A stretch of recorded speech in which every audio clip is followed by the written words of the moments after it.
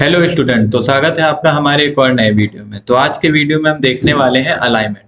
तो ये जो अलाइनमेंट होता है ये हमारा जो सेल होता है इसमें जो भी मैटर लिखा जाता है ये उसके लिए यूज होता है। जैसे कि अगर हम यहाँ पे लिखते हैं कंप्यूटर या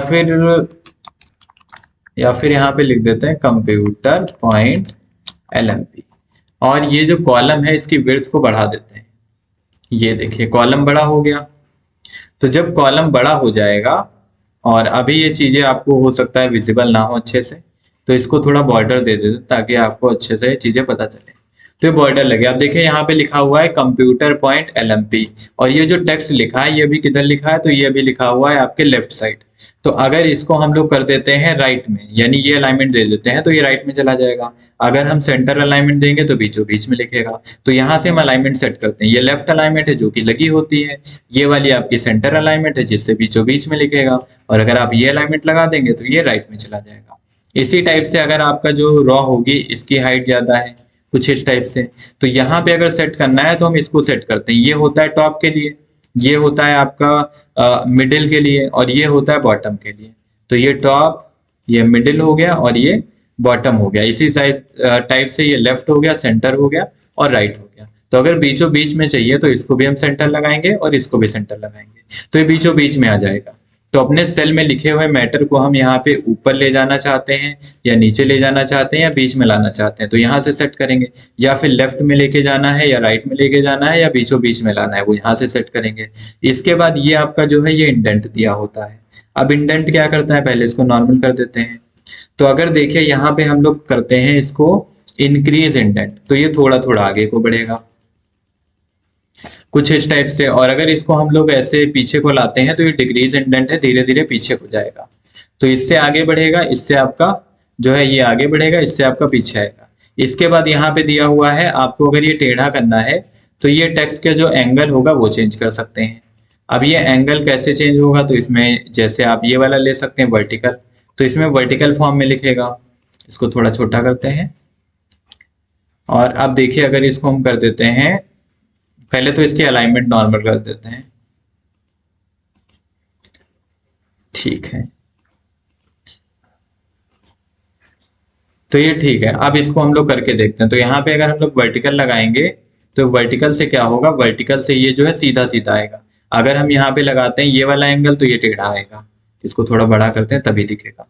तो ये टेढ़ा आ रहा है, ठीक है। इसी टाइप से अगर हम ये वाला एंगल लगाएंगे तो इधर को आएगा। अगर हम लोग वर्टिकल लगाएंगे तो सीधा सीधा लिख के आएगा, यहाँ पे और बड़ा करना पड़ेगा तब ये पूरा दिखेगा कंप्यूटर। जैसे कोई छोटा वर्ड लिखते हैं माउस, माउस टाइप किया तो देखिए ये सीधा सीधा माउस हो गया।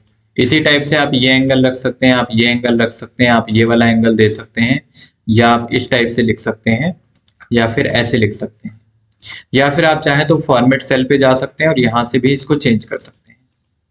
तो अलग अलग टाइप से आप इसको सेट करके ओके कर सकते हैं कुछ इस टाइप से। और तो ये हमारा जो है एंगल हो गया। फिर इसके बाद हमें मिलता है व्रैप टेक्स्ट। तो व्रैप क्या चीज होती है, तो अगर हम लोग कुछ भी लिखते हैं, जैसे यहाँ पे लिखा हमने कि computer is a electronic machine, तो ये लिखा computer is a electronic machine.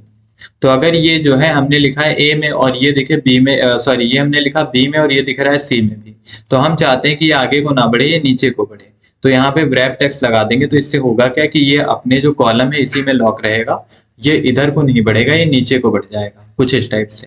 तो यहाँ पे व्रैप टेक्स्ट अगर नहीं लगा होगा तो ये आगे को बढ़ेगा। अगर आप व्रैप लगा दोगे तो कॉलम की जो विड्थ होगी उसी के अंदर ये लिखेगा।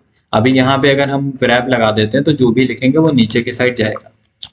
जैसे लिखा कंप्यूटर, तो ये देखिए कंप्यूटर में ER जो है यहाँ पे नहीं आ रहा था तो वो नीचे चला गया। तो इस टाइप से आप व्रैप लगा सकते हैं। व्रैप के बाद आपको मर्ज मिलता है। तो मर्ज का मतलब होता है दो सेल को मिला के एक सेल बनाना, ठीक है। तो यहाँ पे देखिए क्या करेंगे, जैसे इतने सारे सेल को मिला के एक सेल बनाना है तो मर्ज कर देंगे, और मर्ज करने के बाद देखिए ये एक सेल बन चुका है। यहाँ पे देखेंगे तो ये सब छोटे छोटे सेल हैं और ये कई सारे सेल मिला के एक सेल बन चुका है। इसके बाद इसके साइज को बड़ा कर सकते हैं कुछ इस टाइप से। ये जो है बोल्ड हो गया। तो अभी देखिए ये काफी सारे सेल को मिला के एक हमारा सेल बन गया है और इसी को बोलते हैं मर्ज सेल। तो ये मर्ज हो गया। हम मर्ज करेंगे तो कई तरीके से देखिए मर्ज कर सकते हैं।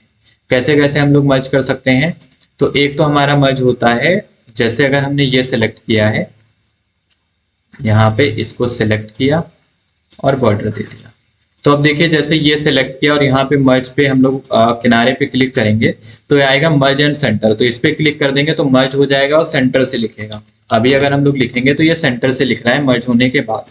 फिर यहाँ पे दोबारा सिलेक्ट किया और इस बार जो है इसको हम लोग क्या करेंगे, तो इस बार हम लोग यहाँ पे करेंगे मर्ज अक्रॉस। तो इससे क्या होगा, ये सीधी सीधी लाइनें मर्ज होंगी। यहाँ पे देख सकते हैं ये एक लाइन पूरी मर्ज हो गई है, ये पूरा मर्ज हो गया, ये तो जो रॉ थे वो रॉ मर्ज हो चुके हैं।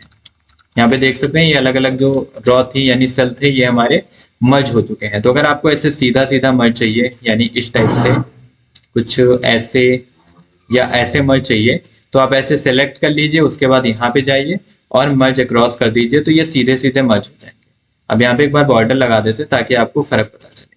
तो देखिए ये सीधे सीधे लाइनें मर्ज हुई हैं और नीचे वाले में क्या है, ये सारी लाइनें अलग अलग। इसके बाद अगला ऑप्शन यहाँ पे दिया हुआ है मर्ज सेल। तो अगर नॉर्मल हम मर्ज करते हैं यहाँ पे जाके, ये हो गया मर्ज सेल, तो ये क्या होगा, तो ये इधर से लिखना चालू कर रहा है। पर अगर हम लोग पहला ऑप्शन यूज करते हैं मर्ज एंड सेंटर, तो ये मर्ज होगा और बीचों बीच से लिखेगा। आप दोनों में फर्क देख सकते हैं। ये आपका कौन सा ऑप्शन है, ये है मर्ज सेल, और यहाँ पे करेंगे तो ये आपका पहला वाला मर्ज एंड सेंटर। इसके बाद अनमर्ज। अब अगर ये मर्ज आपको हटाना है तो यहाँ पे जाके आप अनमर्ज कर सकते हैं, तो ये हट जाएगा। यहाँ पे भी जो मर्ज है इसको भी हम हटाना चाहते हैं तो सेलेक्ट करके अनमर्ज करते हैं, तो इससे होगा ये अनमर्ज हो जाएगा। यहाँ पे जो भी कई सेल मिलके एक सेल बन गया था वो सेल यहाँ पे हट चुका है। तो ये जो अलाइनमेंट था ये हमने यहाँ पे कंप्लीट देख लिया है। बाकी इसकी और भी सेटिंग खोलनी है तो आप यहाँ पे क्लिक करिए, जैसे ही क्लिक करेंगे ये खुल जाएगा और इसको खुलने के बाद आप जो है इसमें काफी सारी चेंजेस कर सकते हैं, जैसे अलाइनमेंट सेट कर सकते हैं। ये तो फॉन्ट के लिए दिया हुआ है, बाकी ये आपका दिया हुआ है एंगल बदलने के लिए। जैसे इसको अगर आप इधर को बढ़ा देंगे, ओके कर देंगे, तो आप अगर इसमें कुछ कुछ लिखेंगे तो वो जो है उस टाइप से आएगा। तो फॉन्ट काफी बड़ा आ रहा था इस वजह से नहीं आया है, तो इसको हम लोग बताते हैं आपको यहाँ पे करके। पहले तो फॉन्ट को छोटा कर देते हैं कुछ इस टाइप से और यहाँ पे लिखा माउस,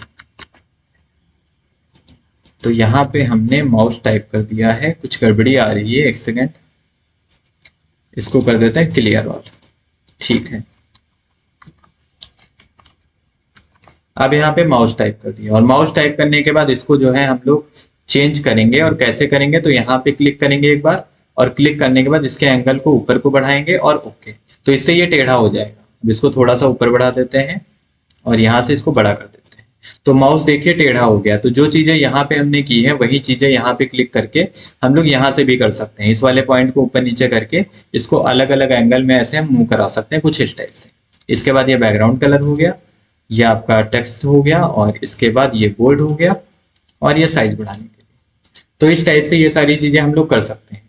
तो आज के वीडियो में हमने अलाइनमेंट सीख लिया। तो आज के वीडियो में इतना ही, मिलते हैं नेक्स्ट वीडियो में एक और नए टॉपिक के साथ। बने रहिए हमारे साथ।